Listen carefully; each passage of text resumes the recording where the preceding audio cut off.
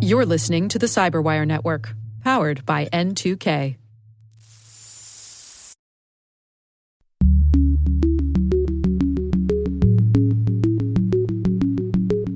There's just so many eyes and there's just so many people looking for things that they just get found.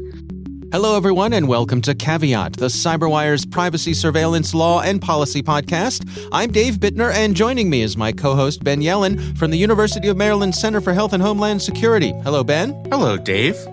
On today's show, Ben looks at a lawsuit against Google targeting location data. I've got the story of rising cyber insurance costs and the influence the insurance companies have on best practices. And later in the show, my conversation with Susan St. Clair from WhiteSource. We're discussing increased regulation in the open source community. While this show covers legal topics and Ben is a lawyer, the views expressed do not constitute legal advice. For official legal advice on any of the topics we cover, please contact your attorney.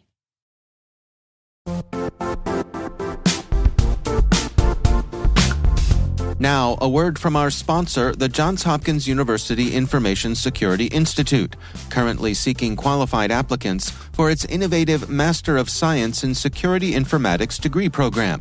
Study alongside world-class interdisciplinary experts and gain unparalleled educational, research, and professional experience in information security and assurance. Interested U.S. citizens should consider the National Science Foundation's CyberCore Scholarship for Service program, which covers tuition and a $6,000 annual professional development allowance, as well as providing a $37,000 additional annual stipend. Apply for the scholarship and the fall semester by March 1st. Learn more at cs.jhu.edu/MSSI.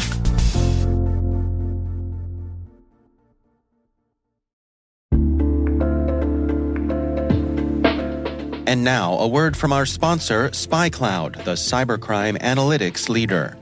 SpyCloud disrupts cybercrime by telling you what criminals know about your business and your customers, so you can take action to prevent ransomware, session hijacking, account takeover, and online fraud. SpyCloud constantly recaptures and analyzes new data from the criminal underground, including credentials, session cookies, and PII siphoned from malware-infected devices. With knowledge of the specific exposed data criminals have in hand from InfoStealer malware on managed and unmanaged devices, security teams can respond with a more efficient and effective process called post-infection remediation that fits seamlessly into existing incident response frameworks. Get SpyCloud's post-infection remediation guide outlining the 7 steps for preventing a malware infection from becoming a full-blown ransomware incident. Visit spycloud.com/cyberwire. That's spycloud.com/cyberwire. And we thank SpyCloud for sponsoring our show.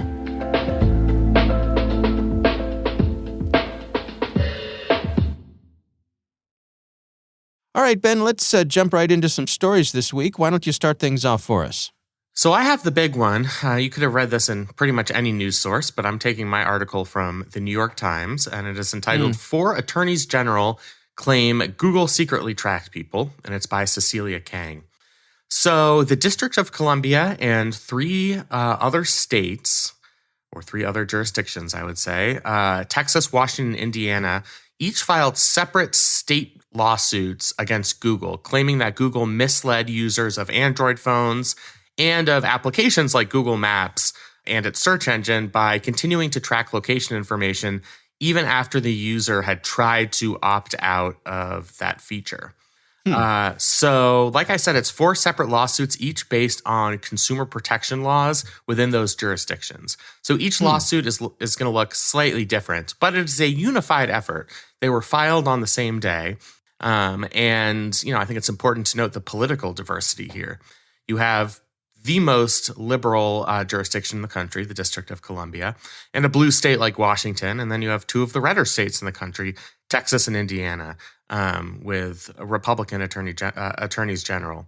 So this is truly a bipartisan effort here and part of kind of a legal onslaught against Google that's been a multifaceted onslaught over the past couple of years. So let's unpack what's going on here. I mean, I'm a Google user, and as part of my everyday use in Google, I sign in and Google, through the things they do, tracks my location. That's not surprising to anyone. But then I go in and because I'm concerned about my privacy, I go in and opt out of having that tracked, and I think I'm good to go. But these attorneys general are saying not so fast. Exactly. You've done what you're supposed to do. So you change the settings on your account or on your Android device to stop location tracking. These lawsuits allege that Google still collected and stored location information through Wi-Fi data, marketing partners, etc.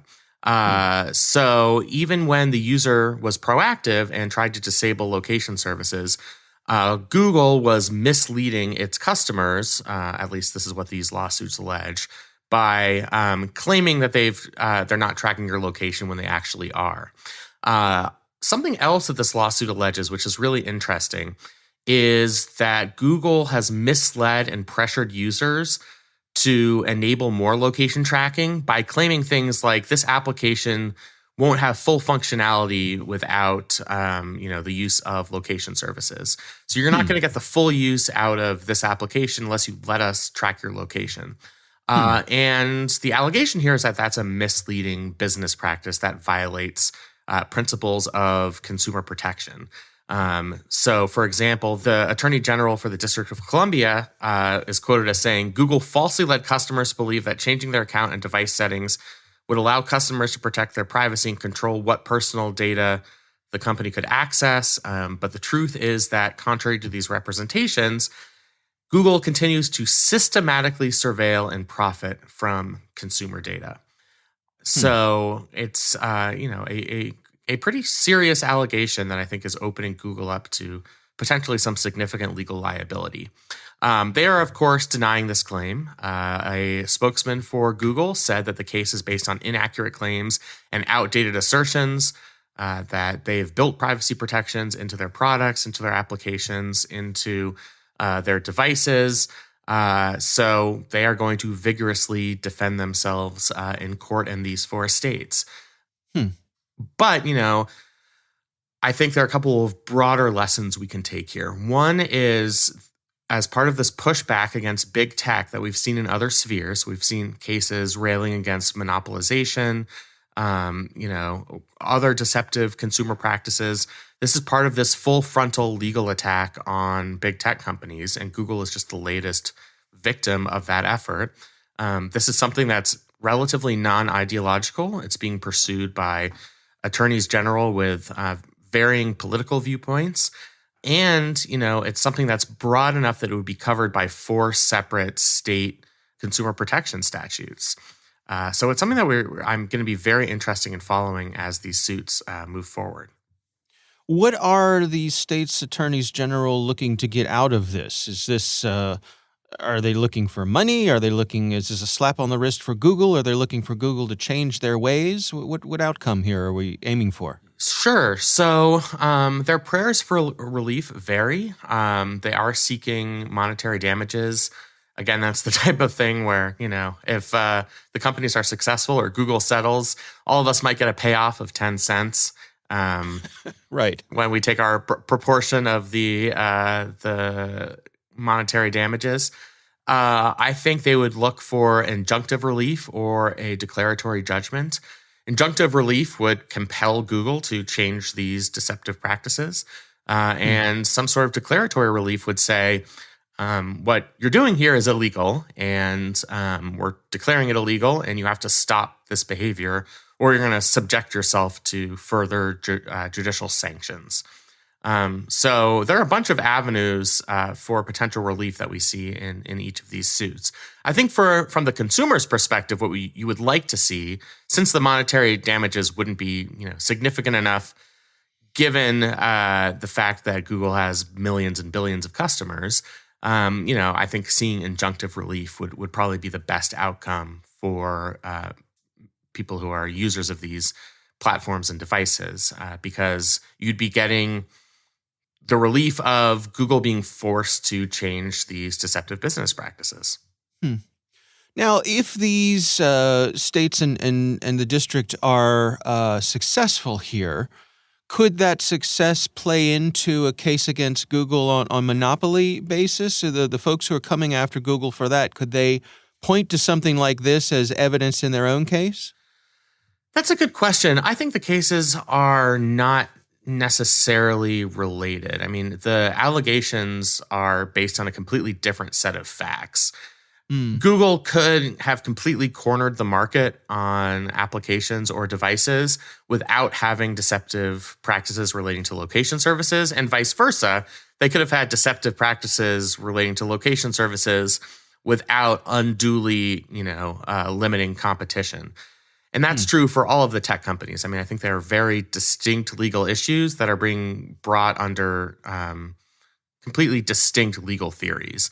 So antitrust statutes, whether at the state level or the federal level, are one thing, and then these broader consumer protection statutes are pretty distinct. And I don't think the two are necessarily closely related, except to say that thematically we are finally seeing a broad pushback against big tech companies on a number of fronts.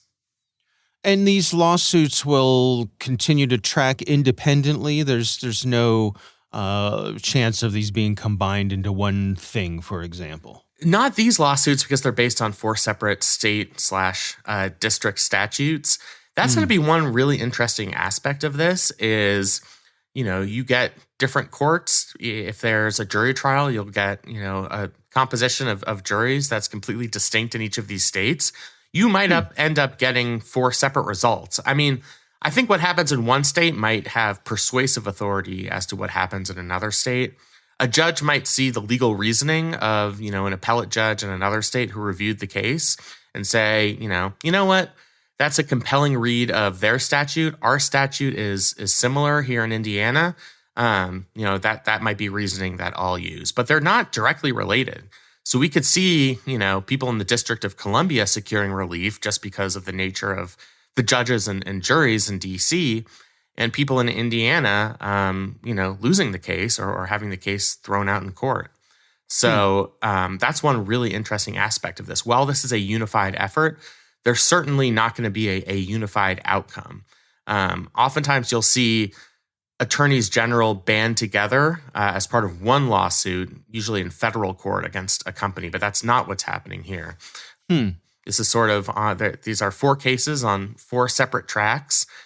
That sort of increases the chances from consumer advocates that one of them is going to be successful. And once you're successful once, that really can be persuasive to other judges because you've established some sort of legal precedent, some sort of compelling legal theory, at least to one judge or to one jury. I see. And these are civil suits, not criminal? Yep, these are civil suits. No one's going to jail. Okay. Despite the wishes of some people who would want to jail big tech companies, nobody's freedom is being threatened here. This is just about giving some sort of relief to consumers in these jurisdictions who have faced this alleged wrong. People who've really tried to proactively protect their information, and Google allegedly is still collecting their location data, whether it's through Wi-Fi or broadband or anything else. And what kind of timeline are these sorts of things typically on? Are we talking years here? Let's just say the timeline we're on will make a snail in your backyard look like a Indy 500 race car. These take forever. I mean, it's so unsatisfying to follow these legal developments in our system because we get really excited when these suits are filed, but then we have years of discovery and competing motions. If we got a firm resolution to this by 2024, I'd be pleasantly surprised. But you have to start somewhere. These suits have to start somewhere. And we end up seeing really interesting decisions on cases that were brought sometimes as long as 10 to 15 years ago. They've made their way through our court system. A decision might come down at a state district court. It'll be appealed. The appellate court will say, you got this interpretation of this law wrong in your original decision, so they'll remand the case for reconsideration. Somebody else wins. That's appealed to the appeals court. So it can be an extremely long, frustrating process. And, that means that lawyers out there, legal academics, have to have a certain stick-to-itiveness, if that's a word, to follow these developments, even after they're out of the headlines. And let's be honest, it will be out of the headlines, in the next couple of days. But these suits are still, they are active. And unless they are immediately dismissed, which I find completely unlikely, we're at least going to have some twists and turns to this litigation for the foreseeable future. It's kind of a question out of left field, but do different states, do different jurisdictions at different parts of the country have reputations for things going through them quickly or more slowly when it comes to legal things? I'm not sure about quickly or slowly. Some courts are better equipped to deal with certain types of cases. So there's a reason, for example, that all businesses are incorporated in the state of Delaware. Has nothing to do with the beauty of Rehoboth Beach, which is beautiful. But it's because they have business-friendly chancery courts. So if they're going to get sued, they want to be sued in that venue because they have a sympathetic court and one that efficiently handles cases. So sometimes it's about speed, but sometimes it's about just the nature of how state courts have developed, based on the political history of that state. All right. Well, as they say, time will tell, and we'll keep an eye on it over the next few years. Our hair will be a lot grayer. That's right. By the time we get a resolution here. We'll have a link to that in the show notes, of course. My story this week, kind of a lighter story, but I thought it could lead to some interesting conversation for the two of us. This is from WGLT.org, which is an NPR station from Illinois State University, written by Jack Grau. And the headline is the district's a school district, this is District 87, their cybersecurity insurance costs are going to jump 334%. This story says that just a year ago, they were paying about $5,000 a year for cybersecurity insurance. This year, the cost has more than tripled. They're going to be paying over $22,000 a year for cyber insurance. A couple things stood out to me here. One, they are shopping for their cyber insurance through a cooperative, which was sort of, I guess, news to me that this exists. But when I thought about it, I thought, yeah, that makes total sense. Right. That you'd have a cooperative for buying these sorts of things. So that's certainly in the best interest of the school districts. Absolutely, yeah. And we've seen that in other settings too, these insurance cooperatives, for sure. Yeah. But the other thing that caught my eye here was they pointed out that in a memo to the school board, they said that their limits are decreased. The limits of coverage are decreased until they fully implement multi-factor authentication, and that they're expecting their multi-factor authentication rollout to be done by sometime in late March. So I thought, just from a policy point of view, that this is something you and I have talked about before, how much influence the insurance companies have on best practices. And it seems to me that's playing out here. Absolutely. I mean, if you look at insurance in any other context, you see these same types of policies. So if you are a safe driver, they will decrease your premiums. If you have the latest safety feature in your vehicle, it'll be easier to insure, and you might get lower deductibles. So that's not something that just happens in the cyber insurance industry. I think because cybersecurity insurance is still a relatively new phenomenon, it's still sort of being worked out what that looks like in the real world. I happen to think it's a completely sensible policy from the perspective of an insurance company. If we're going to cover you and give you a nice little sum of money if you're the victim of a ransomware attack, we want to make sure that you are doing the most you possibly can to limit your own risk. And something like multi-factor authentication, which it seems like the school district is saying, they're going to try and institute that over the next couple of months. I think that's, a very good place for them to start. Yeah. I mean, it reminds me of, insurers requiring things like sprinklers and fire escapes. And, to your point, I know, like my own homeowner's insurance, one of the check boxes is, do you have a fire extinguisher in your kitchen? Absolutely. Do you have smoke alarms in every room, which I'm reminded of every time I cook something? That's right. That's right. That's right. So I guess there's a danger of overreach here that the insurance companies could be so restrictive and / expensive that as you and I have mentioned here before, I've wondered if cyber insurance could go the way of flood insurance, Right. where it becomes such a bad bet for for-profit companies that we have to rely on the federal government as a backstop. And again, I think time will tell if that happens. But with these huge payouts we see with ransomware, I don't think it's out of the question that it could go that way. Absolutely. I mean, this school district, as you said, was paying $5,000 a year, and that's up to $22,000. So in the context of this district's budget, which they quote at $80 million, that for now is a drop in the bucket. But these costs are going to add up over time. And as we see ransomware attacks happen to all different types of public and private institutions, that's the likeliness of that risk befalling your company, your school district, your municipality is greater. Just because we've seen it happen in so many places across the country. And so it of course makes sense that because these companies have had to, provide payoffs after ransomware attacks, that they're going to want to minimize their own risk by raising premiums. I'm hoping there's sort of a price sweet spot where we won't go the way of flood insurance. School districts, municipalities will still be able to afford cyber insurance. The costs aren't going to be astronomical, but they will be enough so that the industry can sustain itself. Yeah. I think we've found that sweet spot in homeowners insurance and auto insurance. It's not always perfect, but they are viable markets.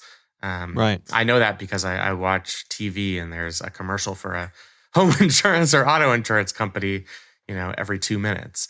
Right. So it's a competitive market. It is, and that's what we're hoping for here with cybersecurity insurance. I do think there's that danger of it becoming like flood insurance, where it's something that's uninsurable. The risk is too high for any individual company to undertake. That's going to end up being really dangerous for consumers. So I hope that they find that sweet spot. And even despite, the 330% increase we see in this article, it seems like the school here is still going to pay for cyber insurance. Yeah. And they have to. They have to, yeah. Otherwise, you're just assuming too much risk. Yeah. All right. Well, we will have a link to that story as well in our show notes. And we would love to hear from you. If you have a question for us, you can email us. It's caveat@thecyberwire.com.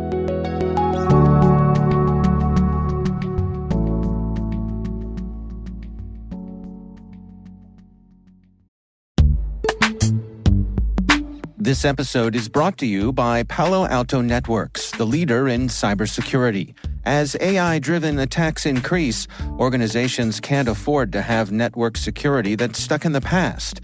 Discover how Palo Alto Networks can help you predict what's coming and proactively secure against it with a zero-trust, AI-powered network security platform built to secure whatever, whenever, wherever. To learn more, visit paloaltonetworks.com/network security platform.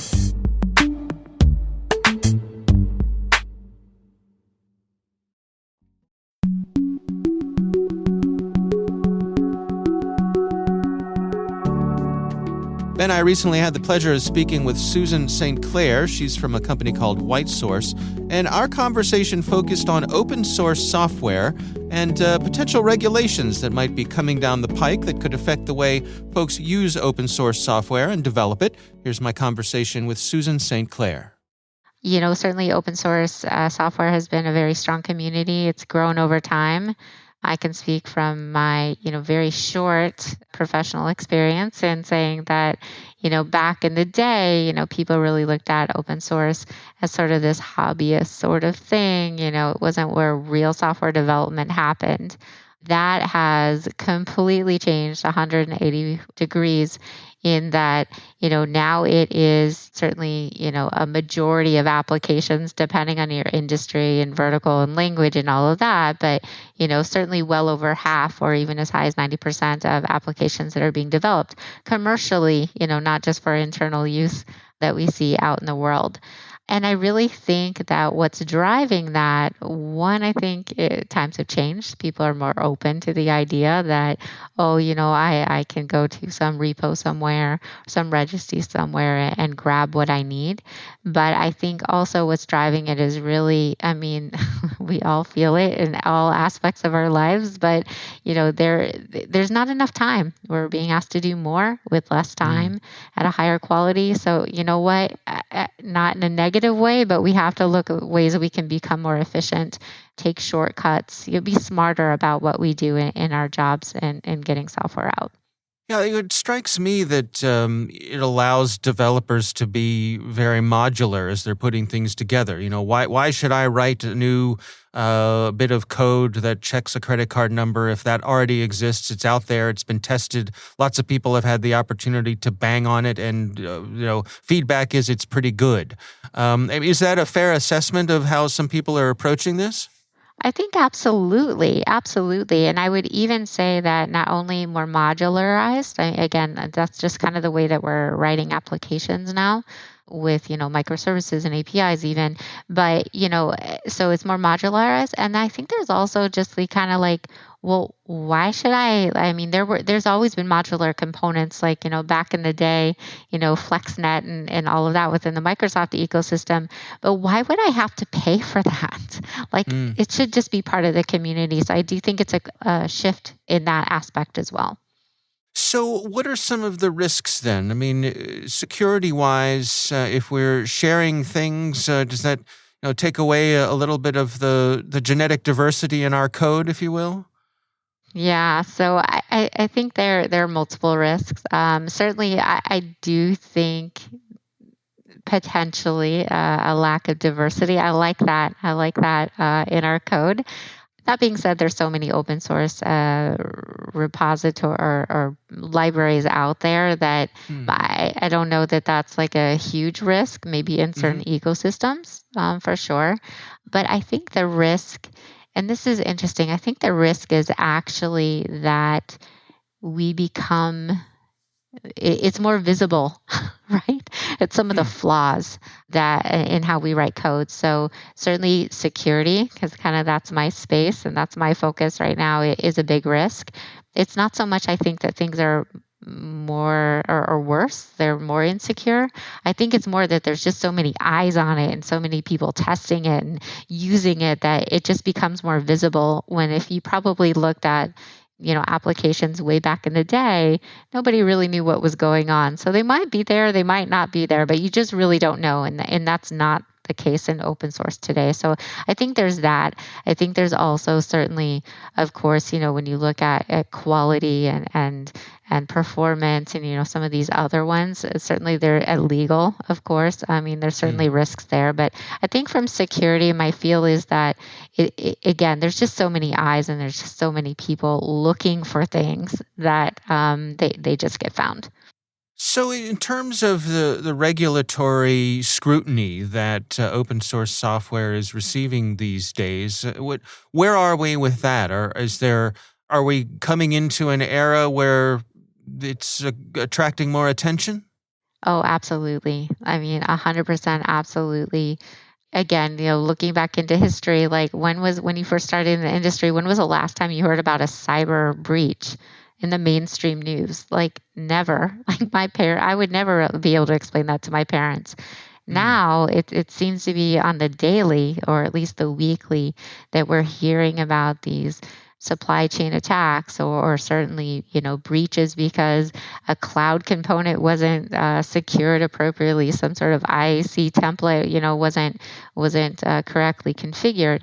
So I do think that has, again, risen the profile. It has become mainstream.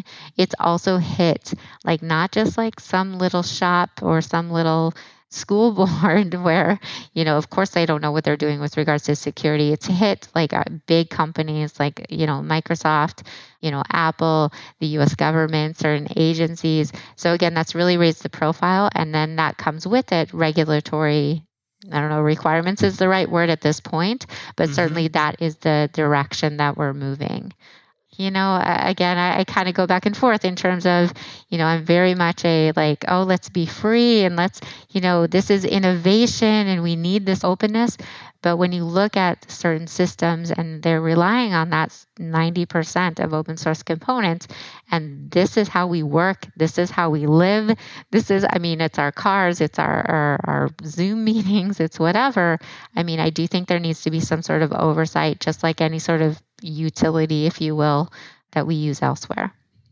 In my mind, it's sort of, I guess I can see some parallels to cybersecurity in general, which is that, over time, we've seen this professionalization of that vertical. And in that process, there are some people who get, who pine for the old days, when it was more like the Wild West, when you could do whatever you want, when there were a handful of people who, were the rock stars who really knew what was going on. And I wonder how much of that analogy really plays out here with open source, that, professionalization, it seems, is absolutely necessary as we all rely on these tools. But I suppose that, with that comes a little less freedom than we used to have. Yeah, no, absolutely. Absolutely. If I'm just like, playing around and I'm part of this amazing community and we can do what we want, that's one thing. And I'm willing to accept a little bit more risk. Again, it's just, some home automation thing that I built myself, and my TV goes out or my lights don't, work with my app that I built. Who cares? But if it's something that's running my business or that I'm selling to my customers, that's a whole nother ball game. And so I think it's reasonable to ask for some sort of specialization or some sort of professionalism within that space. I think the flip side of that is that, certainly this has been a very, in my opinion, kind of a niche thing, at least the security aspect of open source. We're really now, again, as an industry, security is overwhelmed. The technology is changing, perhaps, with cloud native, with IAC, with all these things that maybe we didn't grow up with for people who've been in the industry a while. And there aren't enough of us. So part of that, asking our fellow team members in app dev or DevOps or whatnot to help us out with regards to application security, I think that you do have to have standards and you do have to have expectations and you do have to have a certain level of professionalism to aid in that transition and to facilitate that conversation. How would you like to see this play out ideally? What would be the balance that we could strike between the need for more professionalism, perhaps more regulations, but also doing so in a mindful way to not stifle innovation? Yeah, and isn't that the $1 million question? I could take that and I could build my own consultancy and I'd be set for life. No. Right, right. I think the worry that I have, and I, talking to my colleagues even, I think the worry that I have with regulation is that so many times, especially within this industry, we have seen regulation for the sake of regulation or compliance for the sake of compliance. And then we see these lists that come out every year by various research entities or vendors. And wow, you could just copy and replace that year from year to year because nothing's changed.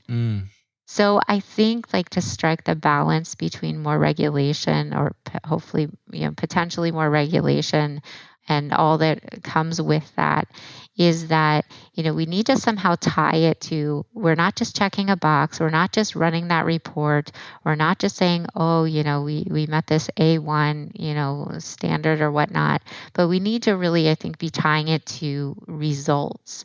And by results, I mean again, something that, we run this report and it says that it's clean from a security point of view, but then, next month or something is found and it was actually exploited. So what was your due diligence in terms of keeping up on that? What was your due diligence in fixing it and notifying it? I think we need to tie the pieces together in some sort of meaningful way. So again, it's just not a box to be checked or report to be generated to show your auditors.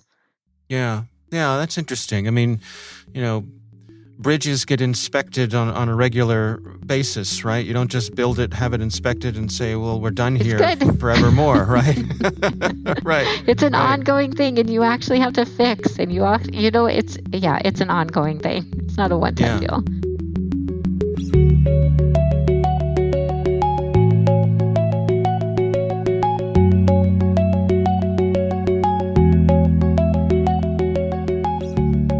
All right, Ben, what do you think?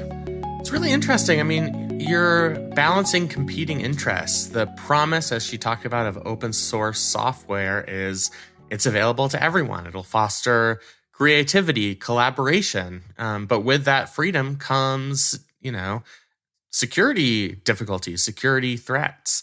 And that's just a really difficult problem to contend with. And I don't think that there's an easy solution there. No. And, the thing that we've seen lately with this whole, all the stuff with Log4j, which has certainly been making headlines, that I think has put to bed, I don't know if it's fair to call it a myth, but the notion that open source software is secure because of the fact that there are so many eyes on it. I think people have had to re-examine that notion that whether or not that's actually the case. So I think it's interesting times. It is, and there's still obviously advantages to having open source software, but, I think we need to recognize the reality that times have changed. Yeah, absolutely. All right. Well, our thanks to Susan St. Clair from WhiteSource for joining us. We do appreciate her taking the time.